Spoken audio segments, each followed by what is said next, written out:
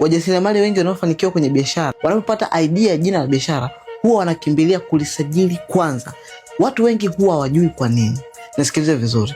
Ukipata idea ya jina la biashara, jambo la kwanza, kabla hujakimbia kwenda kuanza kufanya mambo mengine yote, lisajili kwanza jina la biashara. Sajili jina la biashara juu ya hiyo idea ama biashara ulionayo. Ukishapata usajili wa jina la biashara, hii itakusaidia kuweza kubadilisha TIN namba yako ya kawaida ulionayo kuileta kuwa ya biashara. Hapa unapata namba rasmi ya utambulisho wa biashara yako, kwa maana ya kwamba TIN. Unapopata TIN, hii ndio namba inayokufanya uonekane mtu serious mbele ya taasisi. Unapotaka kufanya biashara na watu wengine ama kupelekea drafting fulani ya project ya nini, unaopelekea vitu vikiwa vimekamilika hata kama bado havijaanza. Kumbuka, kusajili jina la biashara na kupata TIN namba ya biashara, it's not even lazima uwe kwenye position fulani kwamba una uwezo wa kumtaji fulani ama kupata kitu fulani. No, hivi vitu, kupata usajili wa jina la biashara na kupata TIN namba ya jina la biashara, especially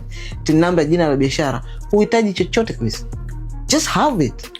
Unapoenda kumpitch mtu biashara yako, idea yako na kitu unachotaka kufanya, everything inakuwa kipo online. Kama wewe ni mtu huyu, comment neno TIN hapo chini, nitakusaidia kupata usajili wa jina la biashara na kuweza kupata TIN namba yako ya biashara sasa hivi. It's very simple.